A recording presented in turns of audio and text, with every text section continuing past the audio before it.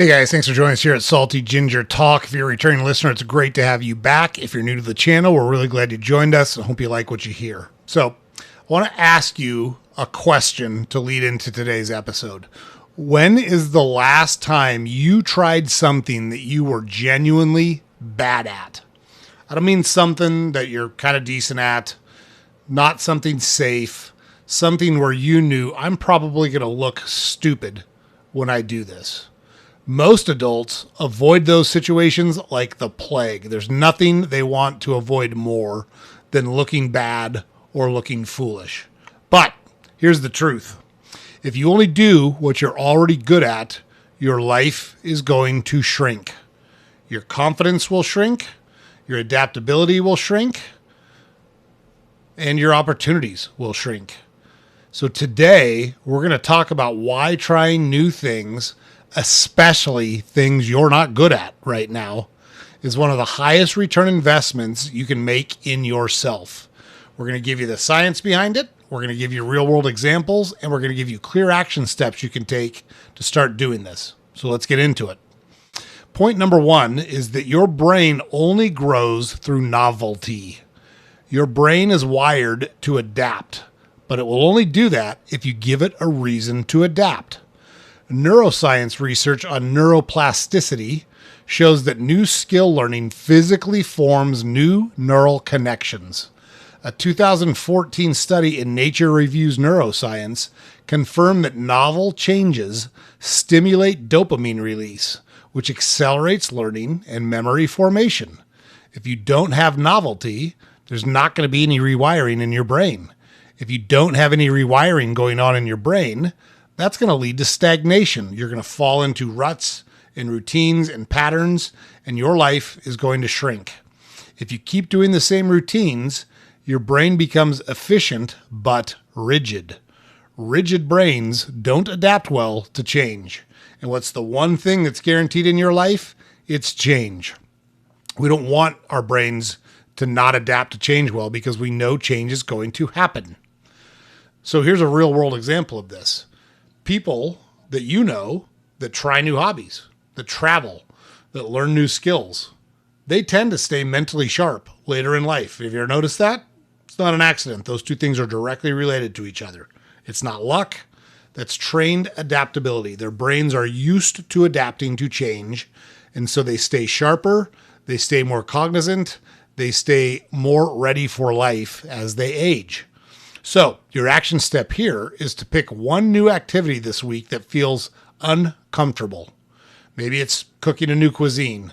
Maybe it's joining a new class. Maybe it's learning a new app. Doesn't matter what it is. The whole point here is to pick something that you're not good at, and you're going to make yourself a beginner on purpose. Okay? That's action step for point number one. Point number two, failing builds real confidence. I know that's not fun to hear, but it's the absolute truth. Most people think confidence comes from success. It's actually not true. That's false. Confidence comes from surviving failure. Psychologist Carol Dweck has done a lot of work on growth mindset. And growth mindset is when you think, I can get better. Fixed mindset is when you think I was born with a particular set of skills and I can do nothing to change that particular set of skills. The growth mindset shows that people that interpret failure as information, not identity. I failed at that, or I didn't succeed at that. That doesn't mean I'm a failure. It means in that particular instance, I did not get the outcome I wanted. When they view it as data instead of failure, they develop higher long-term performance and resilience. Very straightforward. Also, exposure to manageable failure lowers your amygdala's threat response over time. The amygdala is where fight or flight happens in your brain. When perceived threats happen, your amygdala takes over, and we want to lower the threshold, or I guess raise the threshold, however you want to look at it. It's where your amygdala takes over. We want to get better at handling different situations without panicking. So failing safely teaches your brain, I can handle discomfort. So we want to put ourselves in situations where we have manageable failure on a regular basis. Every elite athlete, every entrepreneur, every musician all have highlight reels of failure after failure that are behind the scene of the success that you see. They have failed at lots of stuff. They have tried and not gotten the outcome they wanted hundreds, if not thousands of times. Average people avoid trying, so they never build the failure tolerance required for success. The road is going to get hard and bumpy and difficult. If you're not prepared to handle a hard, bumpy, difficult road, you're going to quit. You're going to give up. You're going to walk away instead of getting back up and trying again. So the action step here is to adopt the rule, I'm allowed to suck at anything for 30 days. Give yourself a 30-day beginner window on anything new.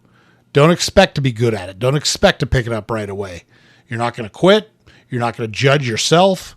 You're just going to get the repetitions in and see what happens after 30 days. That's the rule. Okay. Point number 3, new experiences expand your identity. Most people are living inside of a tiny identity box that they have created for themselves. Do any of these phrases sound familiar? I'm not athletic. I'm not creative. I'm not good with people.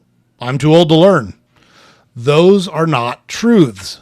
Those are untested assumptions that we have sold ourselves on, and we believe them. So we box ourselves in and shut ourselves off from opportunities.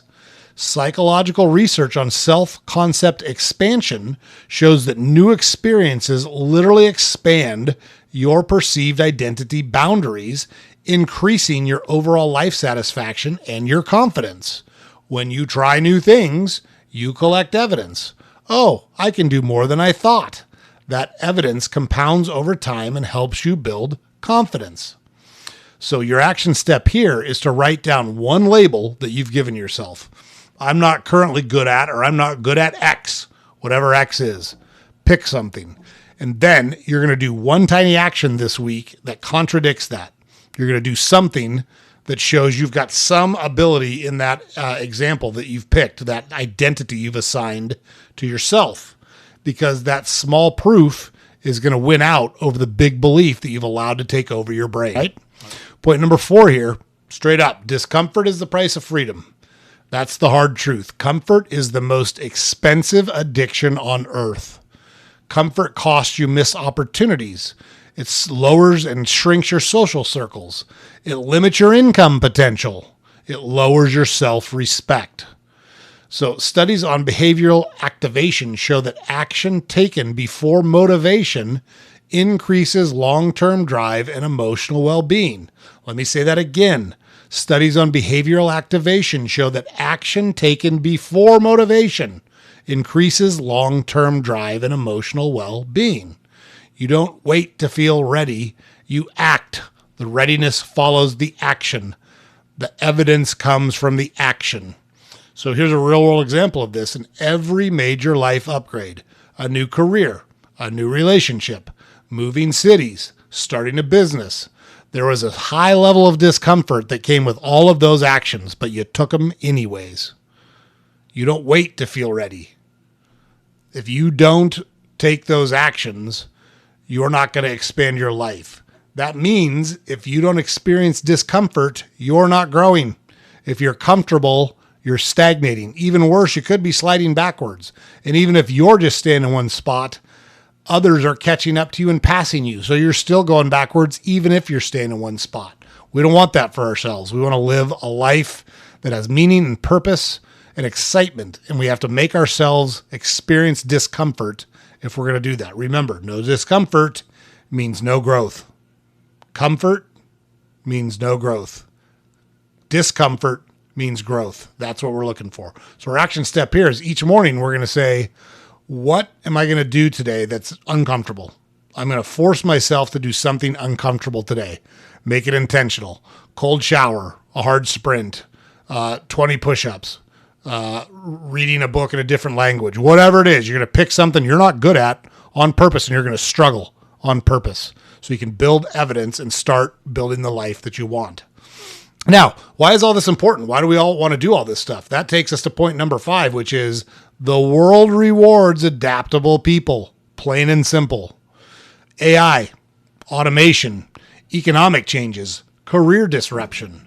The future doesn't reward the most talented people. It rewards the most adaptable people. The World Economic Forum consistently ranks adaptability and lifelong learning as top future workforce skills. People who regularly try new things learn faster, recover from setbacks quicker, and spot opportunities that others miss. Trying new things isn't a hobby. It's not a nice to have. It's literally a survival skill. So our action step here is we're going to create a beginner's list. We're going to write down 5 things that we've always been curious about, things that have been interesting to us. We don't have any experience in them. We don't know how to do them, but we're interested in them. They're interesting to us. We're going to pick one of those things a quarter, and we're going to stay a student for life by trying new things on a consistent basis, putting ourselves in uncomfortable situations on a consistent basis, and learning from our actions and letting that build our confidence going forward. So here's our takeaway from the whole episode, right? Trying new things is not about being good. Trying new things is about staying alive, both mentally and literally. Every time you choose discomfort over comfort, you're telling yourself, I am capable, I am adaptable, and I am not done growing and living. And that identity is going to change everything in your life. So let's work on that. Let's force ourselves to be uncomfortable. Let's force ourselves to do things that we're not good at. Let's force ourselves to continue to grow and watch all of the benefits that it delivers back to our lives. Okay? That's the goal. Today and every day going forward, do something you're bad at on purpose so you can continue to grow as a person. Okay, that's the episode for today, guys. James puts it up right over here every day. Head over to our website, saltygingertalk.com. All of our podcast episodes are available there. Links to our social media accounts are available there. We publish a newsletter every weekday you can subscribe to on our website. Make sure you like, share, comment, subscribe to our podcast on whatever platform you consume it on. Super helpful if you're able to do that.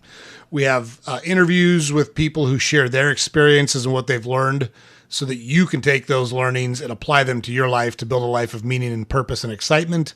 We do episodes like this, and then we're going to start a live stream here in a couple of weeks where we have a guest on. We talk about topics. We take questions and comments from the audience.